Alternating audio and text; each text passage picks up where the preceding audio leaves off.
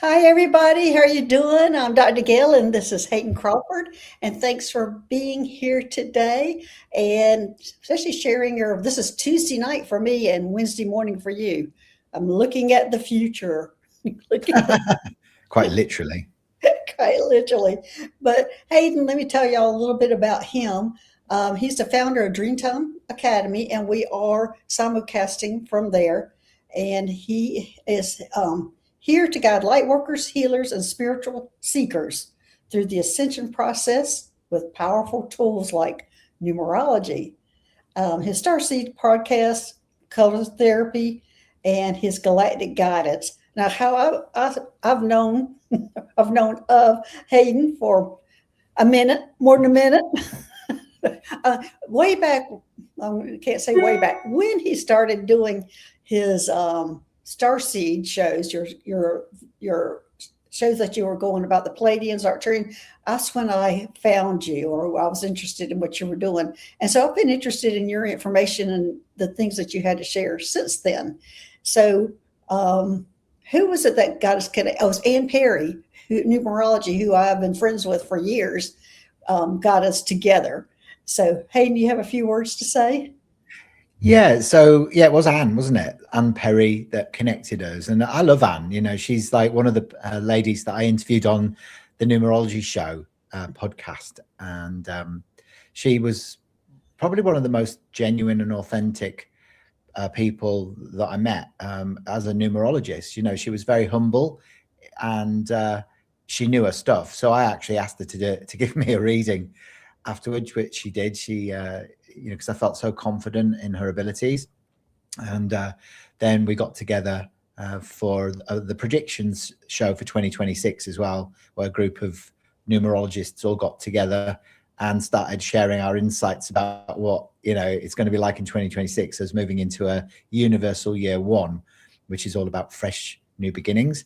So Right. yeah, I've got an ongoing relationship with her. She's lovely. Yeah. Is that podcast on your channel?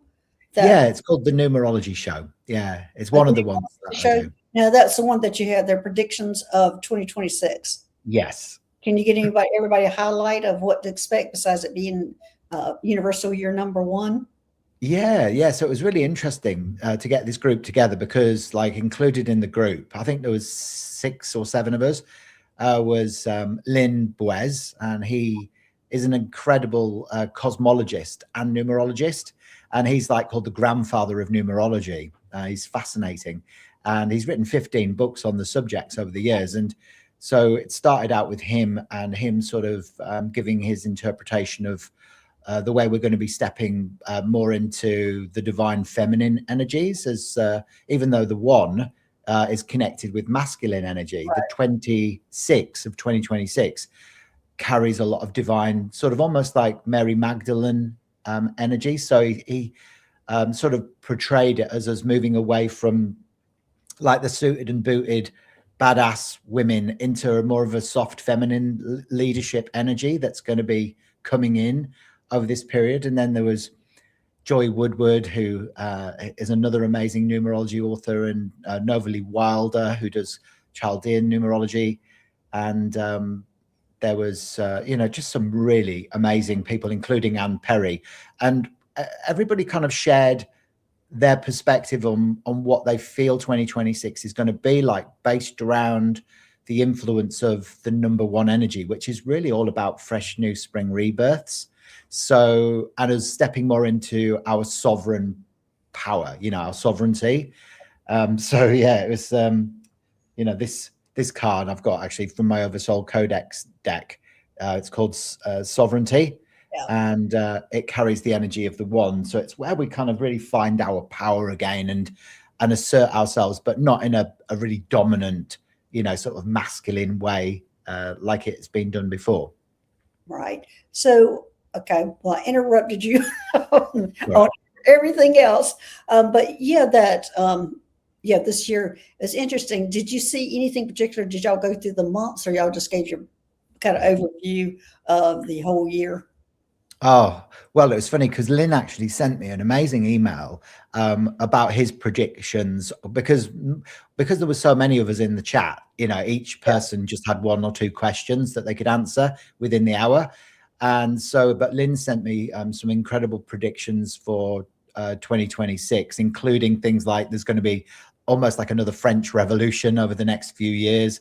And you know, we spoke about technology, the advancements in technology, the government changes that are taking place. You know, this about us using more discernment with technology Mhm. as well, because you know a lot of it has become like a huge echo chamber now, and we've got to start really feeling into how we're using these new artificial intelligences. So it was quite a broad conversation. It's definitely worth exploring. And for me, I learned loads because as a numerologist myself, you know, you don't know everything and you've almost got to. That's why I found I learned so much just from bringing in other numerologists' experience and wisdom. And the group is really solid, and we'll be getting together again in the future to do more collaborative shows, I think. Oh, good. Well, I've got this interesting question because, well, not me, but this is like White Eagle. What about the zero? Yeah, so the zero is an interesting number, and actually, you know, it's been discussed on previous episodes of the numerology show, and it is an amplifier, the zero. So whenever the zero appears, whatever number it kind of appears next to, it amplifies the qualities. So if it's a 10, the zero amplifies the one. If it's a Yeah, 20, the zero amplifies the two. That makes yeah. sense.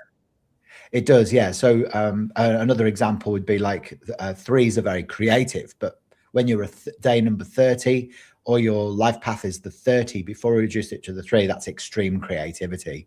So it's an amplifier, you know, and it's almost like that sort of pause. It represents potentiality. So it's like before anything happens, you know, that the energy of that, the void almost. Okay. Well, let me say hello to our guests that are coming in right now, and then we'll get into some more things here. Hey, Kimberly in the Ethers, thanks for joining us today. Hey, Ann Carter from Arkansas, thanks for being here, Ann. Hey, Anna Haxton, thanks for being here. White Dragon, hey, he's saying hello, Gail and guests. Thanks for being here. Hey, Mangled Unicorn, thanks for being here. Teresa, thanks for joining us. And let's see who else is here. Um, Anna Haxton, thanks for being here. She says she found you from a short. She said she found you from a short on 27/9. You do great interviews, is what she's saying. Oh, thank you, Anna. That's so sweet. I'm That is. pleased that you're enjoying them. And here's Teresa. She's saying, please remember to like and subscribe to all channels. So we are simulcasting with Hayden's channel. And so go ahead, his channel. Yours is Dreamtime Academy, correct? And Yeah, Dreamtime Academy with a double A. yeah, so go ahead and subscribe over there. Subscribe here. It is free. So go ahead and subscribe. It's nothing for you to doesn't cost you anything to subscribe to our channels. Hey, Son of What, thanks for being here. Hey, White Eagle, thanks for being here and thanks for your question. Let's see who else is here. Yet another Linda. I still love your name. Yet another Linda. Thanks for being here, and thanks everybody for joining us on this Tuesday evening for me and Wednesday morning for Hayden. So you get 2 days in one here. How about that? 2 days in one. So okay. So Hayden, what you got in store? What do you want to talk about?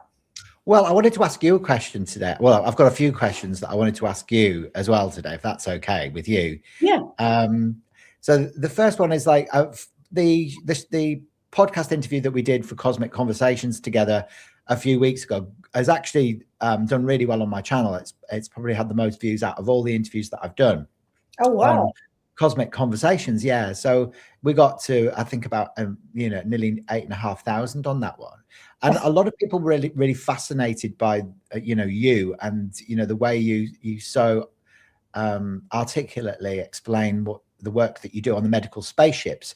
But kind of still have a few questions, you know, like after watching the episode again, and I'm like, oh, why didn't I ask that? You know, because you know when you kick yourself because it just doesn't come up Well, at the right time sometimes. I get that all the time when I'm on the spaceship doing different things, and I'll come back and somebody asks, "Why didn't you ask this?" I went, "Are you kidding? That was a deer in headlights." Oh, no, words were not coming out of my mouth. I'm just looking in awe.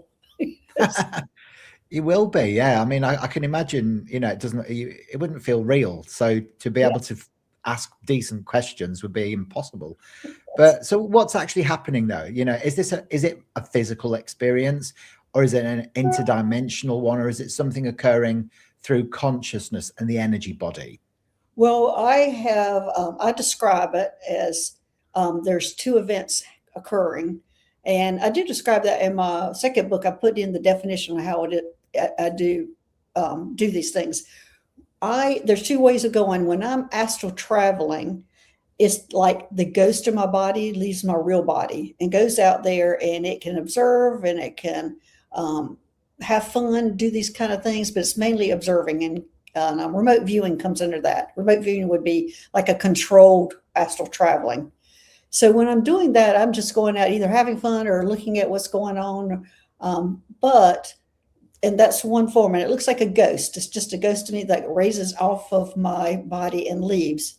When my soul goes, my body has to be in still, it has to be in meditation, or it has to be sleeping, and that can leave my body and go take on another body. It can take the form of me, which I usually take on a younger version of myself, or it could even take on a well body that I've done, or another ET body. But it can take on any other form that I want to take it on. And that form can touch, taste, work, and do anything that it would be that's in this 3D world. So those are the two ways I travel. Hmm. Does that make sense? Did that answer your question? Yeah, it does. It does. So can you then describe maybe one clear experience with the medical starships, like step by step, so people understand like what you perceive, feel in your body, and become aware of during these encounters?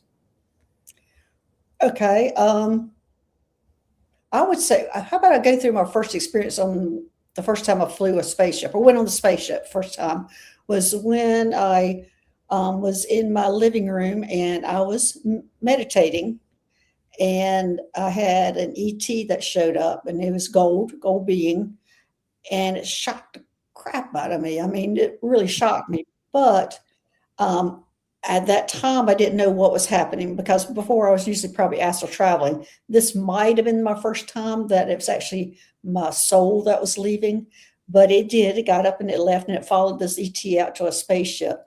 Now, seeing that spaceship, I had fear. First, I was in awe. Then I had fear when I walked up the steps to go in because I'm going, I'm being abducted.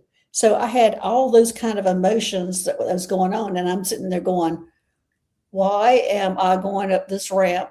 Why am I doing this? Are you stupid? This kind of thing. All those things were going through my mind. And, the whole human experience, everything like that. And going into spaceship, and there's another gold being at the top of the steps. And I'm just going, I'm really, something's wrong with me just to follow him out so just easily. So when I went in there, the first thing they did was had me have a seat. And I remember how the seat was cushiony, but it was a little chilly when I sat in it. So I remember that feeling. But then probably the next thing that we did when I would say the biggest thing I was overwhelmed, and I also was afraid were the two feelings I was having because it was a new experience. I didn't know what was happening. I didn't know if I was being abducted. And then when they took me to another room to see the inside of the spaceship, the workings of it, there was another ET there that looked different, and he scared me also. They put me in this room with him to learn all these things that was happening in there to explore, and I was too afraid to absorb anything or what was happening. But by the time they took me back to the seat to go home, then I was getting comfortable and everything was becoming okay. And then I was really enjoying the experience of seeing the stars and the moon and all those planets. And so I would say that was my experience. And that experience, I experienced cold, I experienced fear, I experienced touching, and of course, I was seeing all these things also. So I was having all the human experiences. But I do think that might have been the first time my soul went out. I'm sure it has while I've been sleeping, but it's the first time that I remember or recognize that that's what was happening. Great. Okay. Okay, brilliant. Well, thanks for, clarifying that with me. So how do these medical spaceships work then with your body and consciousness? And what kind of healing or changes do you notice as a result of that? Me personally noticing the changes in me. Well, the first time I'll go first. The first time I was going up on the spaceship, the message I got 5 days before or 4 days before was to go on a bland diet. And I didn't know why, but it kept hearing it over and over and over and over again, go on a bland diet. And finally, I was like, why not just go on a bland diet? What's going to hurt? So on day 4 is when the ET that took me on the spaceship showed up for me. It was the first time I saw him. But after that experience, I was sick for 2 weeks. I was nauseated. So if I had not eaten like I had before I went up, I would have been sick, really sick. And the only thing I could eat for like the next 2 weeks was just bread. I couldn't eat, I couldn't stomach anything else. So I was physically affected by it for weeks afterwards. But it didn't stop me from going again when he came back. I was ready. I didn't care. I was going to be sick of it. I wanted that experience again. I enjoyed it so much. So I'm looking at, see, I'm sorry, everybody. I'm telling my story and I'm not looking at the chat that much. I'm sorry. Y'all putting in some good information and questions, but of course, I'm rambling here. So I'll try to get back and look at some of your questions in a minute. So I'm answering Hayden's questions right now. Yeah, but I thank you for that. I mean, it's great. I mean, it's just really helps me to comprehend, sort of like what goes on within you, your own body, your own consciousness, but also for the ETs that you're helping on board the ships as well. So how how do the medical spaceships help those beings as well? Well, for different beings on the medical spaceship, first ship I was on was called the Ashtar Medical One, and it was a hybrid spaceship. I'm a hybrid, and that's where I discovered that I was a hybrid because they told me everybody who worked on that spaceship was a hybrid. But at that time, I was the only human-looking person working on there. But they gave me an office that I was able to decorate myself, and they gave me an operating room that I could create how it looked. And that was so much fun because it's not like decorating here on Earth. You just press a machine buttons and like poof, there it is. And that was a lot of fun. Um, but the things that they had there, now because I worked in the operating room for 40 plus years, I had operating room experiences, and I did specialize in neurosurgery and open heart surgery.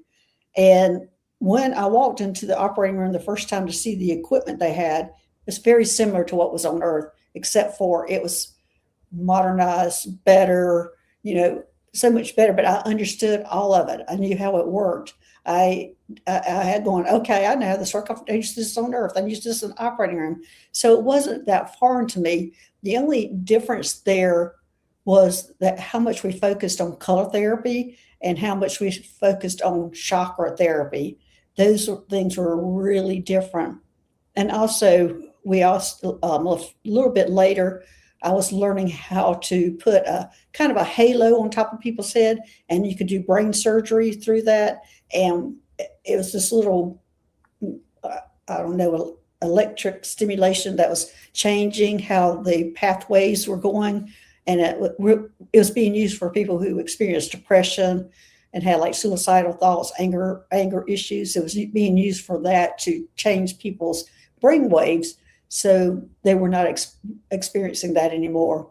Also, I was specializing in removing implants from the negative entities, and they were from people who were gifted, that they had been implanted to keep them down from not being able to use their gifts. So I would take those implants out and then They would have a lot of directions and things they had to do, and color therapy was a really big part of that process.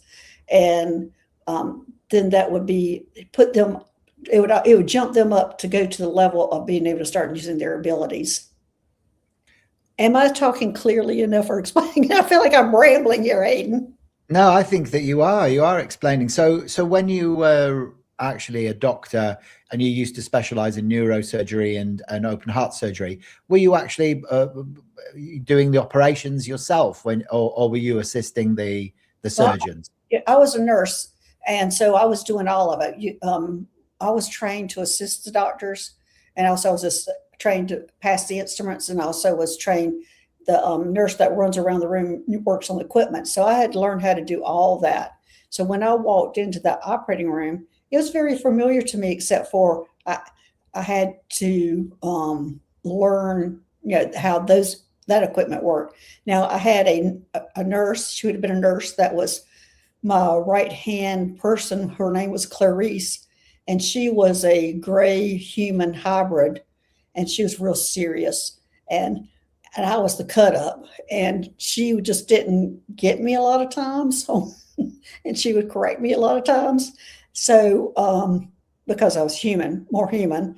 And so anyway, she worked with me, and she was a lot of help. She just helped, amazing help.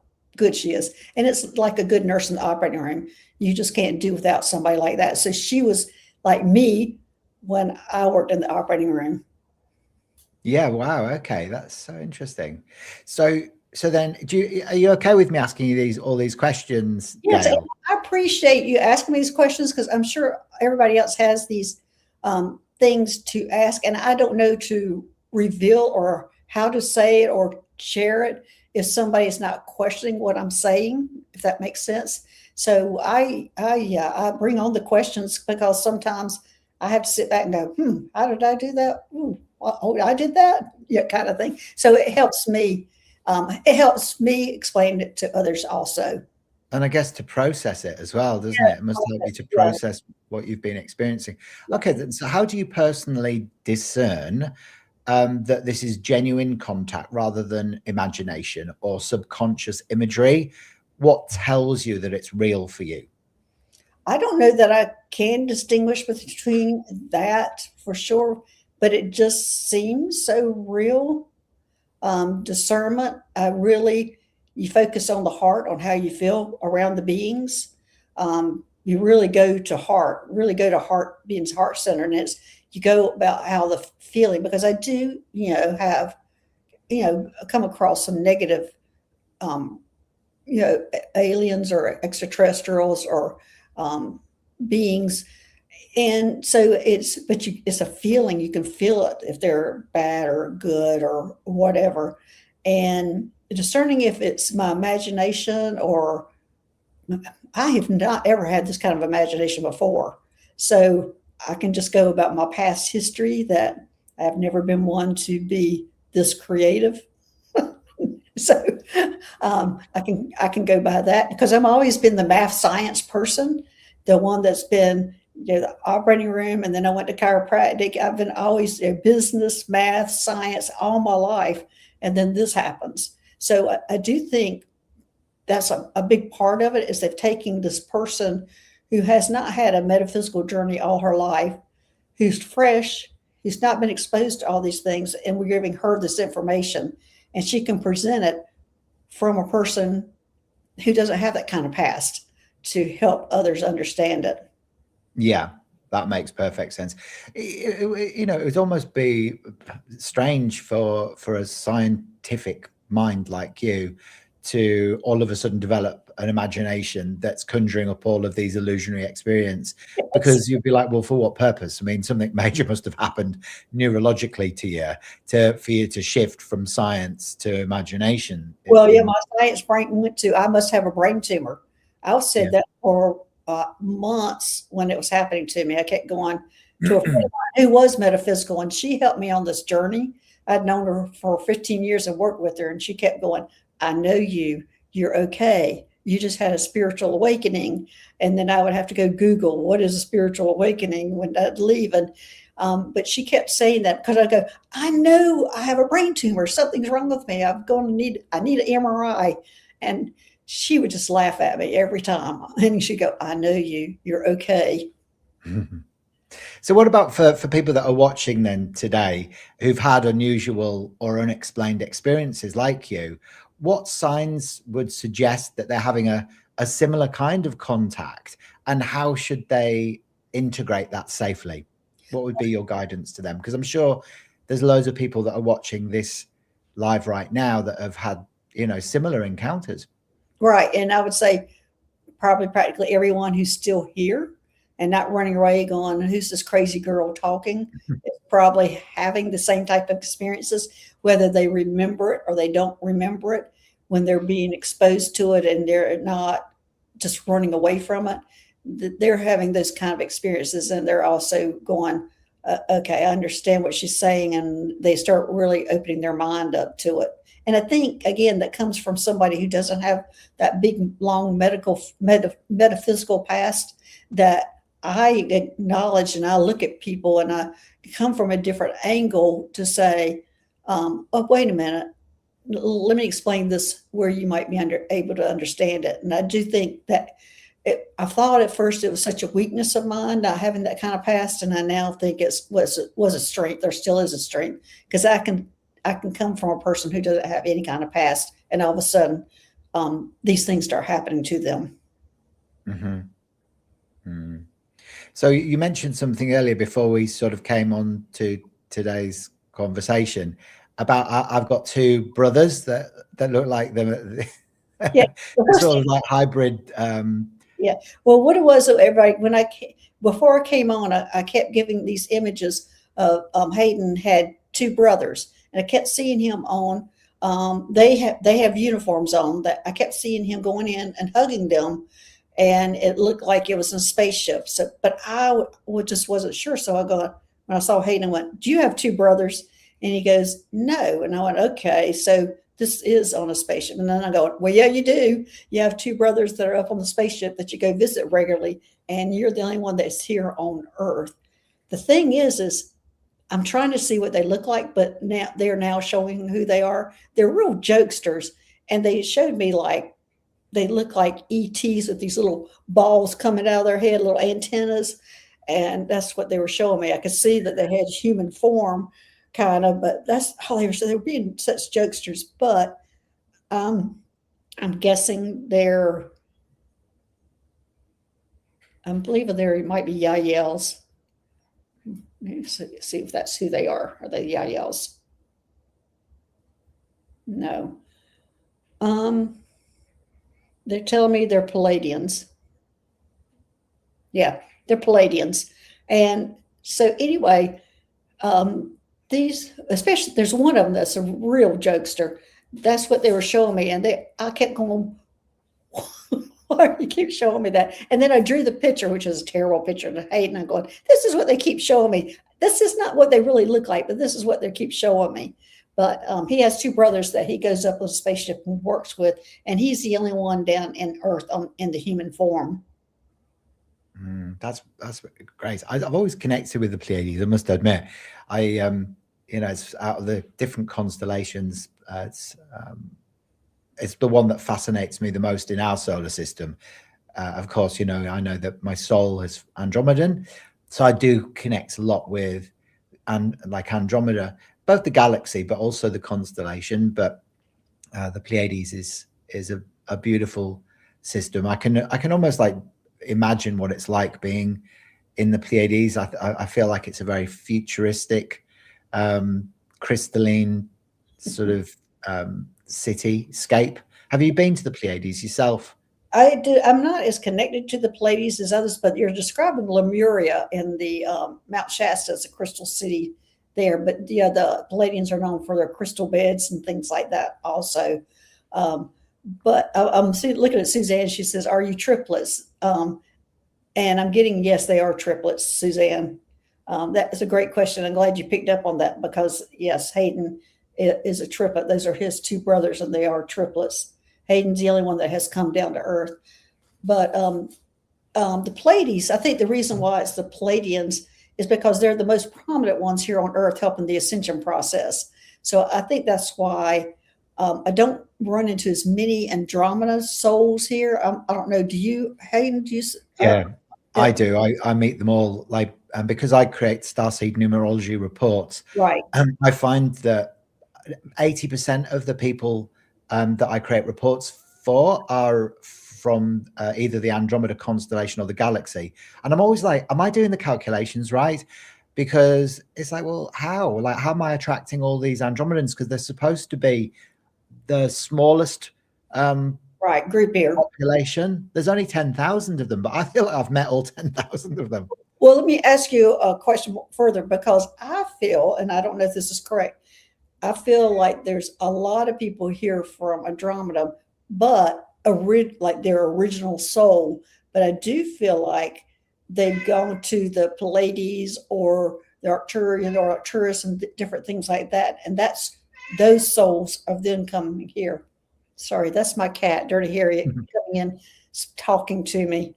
I'm not sure why she's coming here talking, but anyway, she's coming in, being mouthy. But I wanted to ask you about that because I feel like Andromeda might be the original soul, and then there's a stepping stone of going to become, a Palladian or an Arcturian or a Syrian or whatever, and that's what kind of shows up more here on Earth because then the next stepping stone, let's go here and try to get this Earth people, these humans, to come join us. And I wanted to ask you a little bit about that. How do you feel about that? What's your take on it? So what's my take on the fact that I've come originally from Andromeda, then maybe stopped off, done some lifetimes in the Pleiades or Sirius or Arcturus, and then come to Earth to be able to help. Well, I know we kind of all have done that, but I'm almost feeling like the majority of us have the original, maybe Andromeda originality. Oh, I've never thought about that, to be fair. I mean, quite possibly, yeah, quite possibly. I don't know. I mean, I read a book recently called The Prism of Lyra, and that explains ancient Lyra as almost being where a lot of us, sort of souls came originally from. But I don't know. I mean, it's definitely something worth considering. Well, I'll tell you a question I do have for you, though, with regards to Mark, my husband, and I. Sorry. Got one more question because the Andromeda leaps over to something else. Okay. I feel like a lot of us are originally from Andromeda, and a lot of us participated in the Orion Wars. I think both these two are significant in everybody's life. So, what's your take on that? That we participated in the Orion Wars as well. I'm sorry. So are you okay? Yeah, I don't know why I'm getting choked up. Yeah, that's my I'm just thinking that we might all come have an Andromeda past, and we all have participated in Orion Wars, and we have a lot of work to do on the trauma that we have experienced on Orion. Probably, yeah, that makes perfect sense. I think both Lyra, the wars in Lyra and Orion, I think there's a lot of trauma. A lot of the people that I've worked with over the years have soul memories of the duality and the wars that were taking place, and the almost those patterns of trauma then coming through in their earthly experience, and them having to try and unravel all of that. A lot of them have really struggled with integrating their human experience with all of those traumatic soul memories. So I absolutely think that there's a large proportion of us that have maybe escaped the Orion matrix. I think there was it's very difficult to escape the Orion matrix, Right. but there was many souls that did, and they came to Earth, didn't they? So maybe they're the ones that are seeking out the most help from people like us. I'm not sure. I know. It's a lot to think about, isn't it? It really is. And it's only when you get into conversations like this that you start sort of piecing the puzzles together. Yeah. Okay. I'm sorry I interrupted. You were going to ask me a question, but I wanted to ask that one more thing because that has been coming up with me a lot lately is the fact that so many of us participated in the Orion Wars, and we're here in this lifetime to work some of those traumas through some of those traumas. 100%. Yeah, absolutely. Yeah, it's been a huge theme. Um, because a lot of the work that I do is through regressions as well. So I do take people into past parallel lives, and often they are other planetary.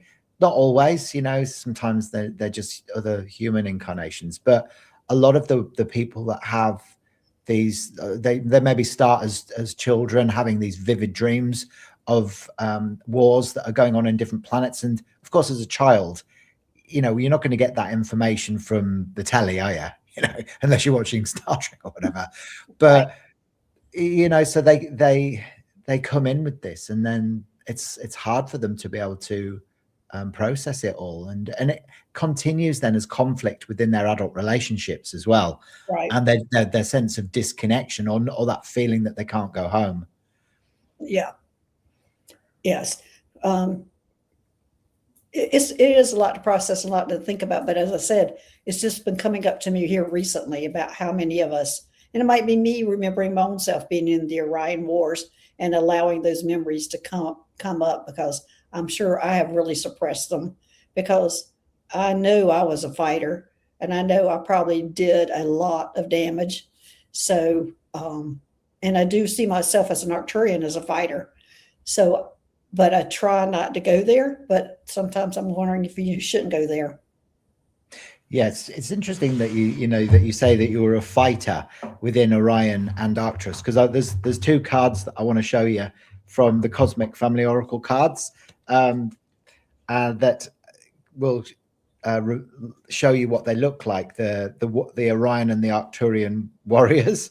Oh, really? These, Yeah, they these, are actually archetypes within the deck of cards. So the uh, Arcturian warrior is this one here, and he's oh, called Zouange. So and what it's is he? Is he holding a light, like a lightsaber? yeah, he is actually. So it's So, all about masculine power and trouble with authority. So whenever this card comes up, it's it's that old, like the boys in blue, and not wanting to be told what to do right. by authority figures, and it's like resisting powers that claim to be hierarchical, and all of this sort of energy. I'll say that was my weapon. Was a That was kind your weapon. That was my weapon. Was kind of a lightsaber sword kind of thing. We see there's this is Bellatrix, which is the Orion warrior, and you can see that she's sort of half part reptilian. She's holding some sort of futuristic weapon as well, and Bellatrix is the warrior star. I think it means the the warrior. It's actually the name Bellatrix. Yeah. Well, people are probably wondering, where in the world did you get those cards? So, but she's like all about abusing power or controlling with fear. And we know that that's kind of what's taking place on the planet, isn't it? With regards to the authority figures, the government and the police, especially what's going on with ICE, Yeah. in America now, and everything as well. Can you So can you tell people where you got those cards? I designed them myself. So these cards were I channeled the cards. They're called the Cosmic Family Oracle cards. Around about a year ago, and I launched them 6 months ago. So there's 88 of them. They're like there for your ascension journey, and there's a booklet that comes with them, 211 pages that I wrote as well. And so yeah, I had no intention of creating a deck of cards. And then all of a sudden, I actually met a lady in Canada, and she told me that I was going to be creating an Andromedan deck of cards. And I was like, there's no way. I said, it's just, I haven't got the time. I'm really, I wouldn't even know where to begin. And then about 2 weeks later, a lady that I used to work with in Bustleton, when I was a clairvoyant in the Blue Buddha on a Saturday, I used to read cards.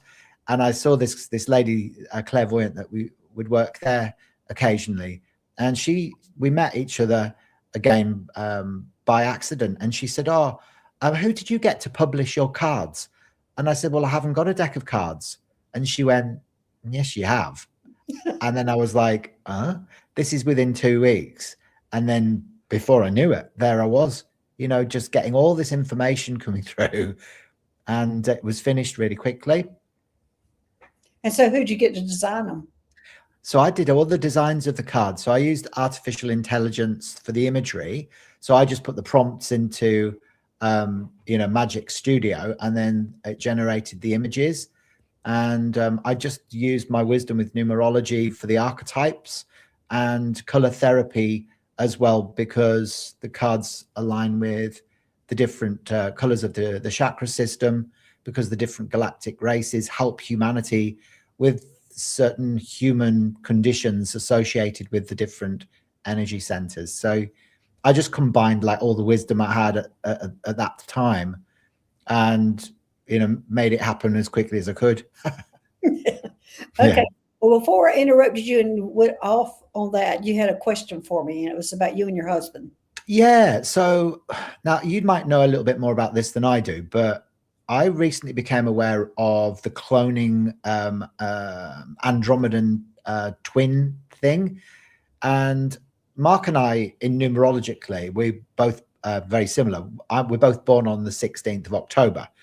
So Oh, we've wow. been together now for like 25 years. And one of the reasons why we connected was because we identified each other through our similarities between the traits that we have, both as being karmic number 16 day numbers, Librans as well.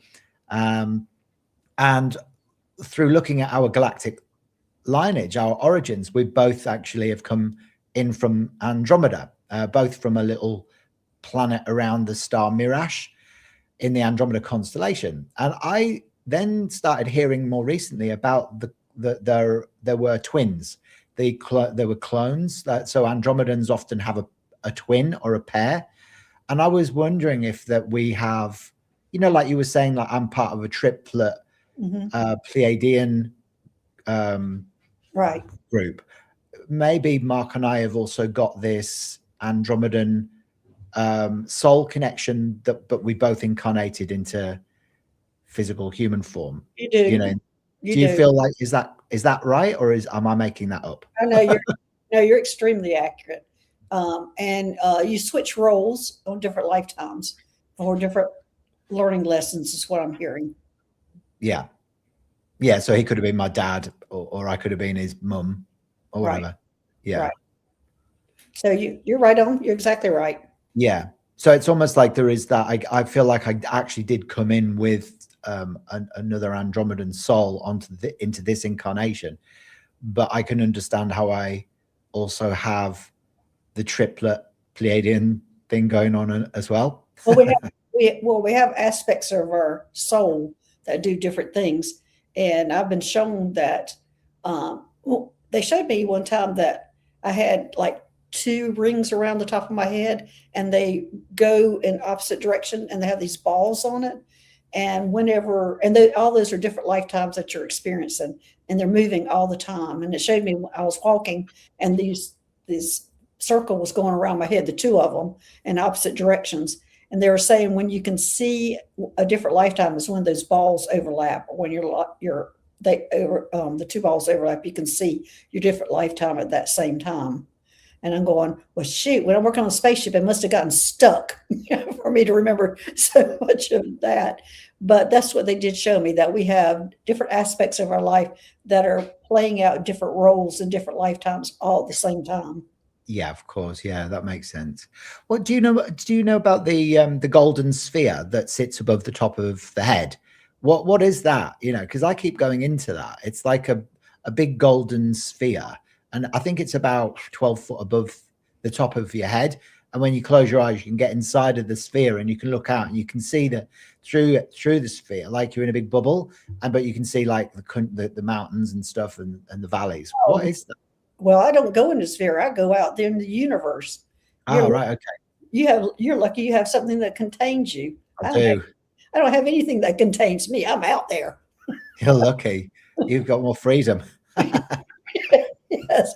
Yeah, I go on out. There is no containing me. In fact, it has been like when I do open up my chakras, how most people go from sacral chakra, root chakra up. I have to go from crown down because if I go that way, I'm climbing out of my crown chakra and bye bye body. So, have you got any twins or triplets as part of your sort of cosmology? I do. I travel with two other beings. I'm the only one that's here on Earth. When we travel together, we're light bodies. It's like the form of a body, but it's just all light. Mine has a little bit of a bluish hue to it, but that's what I see us traveling together. And they're around me all the time and supporting me down here, but I am the only one in human form. And we have done this, we have traveled to different places. We went to Arcturus first to help that area ascend. Then we went to the Pleiades, and then we're here. So the three of us travel together to help whatever whatever universe needs to ascend. That's where we go. So I don't know where we'll go next, but I will not be in the physical form next time. One of them gets the physical form. Oh, cool. Okay, well, that'll be good. Yeah. That'll be a bit of a break, won't it? Do you Yeah. know what their names are? Yes, but I'll disclose that later. Okay. Do you know what my brothers are called? Oh, let me ask them.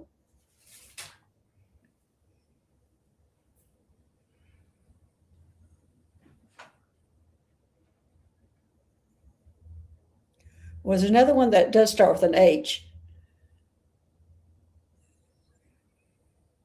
Horus is one of them. Horus, Horace.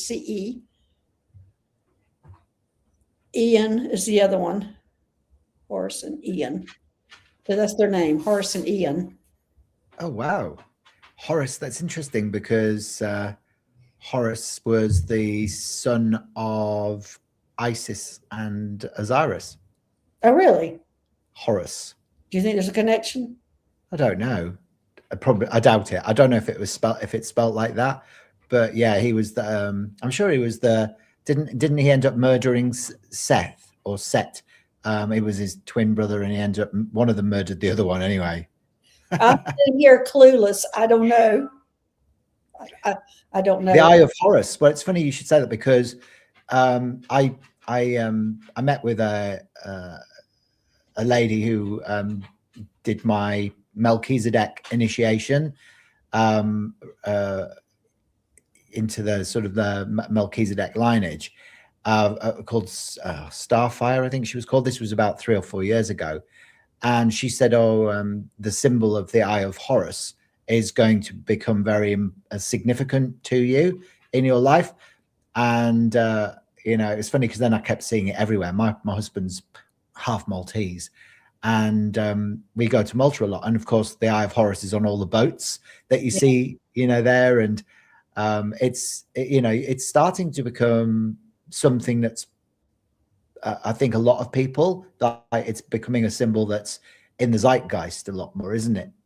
Now as well. So I feel like, the name Horus, it's not a surprise to me that I might have a twin or a triplet. Named Horace and Ian. I think Ian, that name's pretty significant too. I wonder what it is. Well, it's the name of my stalker, one of them. I've got 2 stalkers. Yeah. Do you? Oh, you're being serious. No, I have. Yeah. No, I've had some very strange encounters, Gail, over the years. Specifically, more recently, a lady from Quebec jumped on a plane and flew across and landed on my doorstep. So she flew from Canada to Perth in the middle of the night and was knocking on my front door in sets of 3. So she was going knock, knock, knock like that. And then she'd stand there and then she'd go knock, knock, knock again. So I woke up in the middle of the night hearing this knock, these 3 knocks. And I was like, what is that? What's going on? So I jumped out of bed and our front door's like half glass. And I could see this woman standing on the doorstep and I recognized her straight away.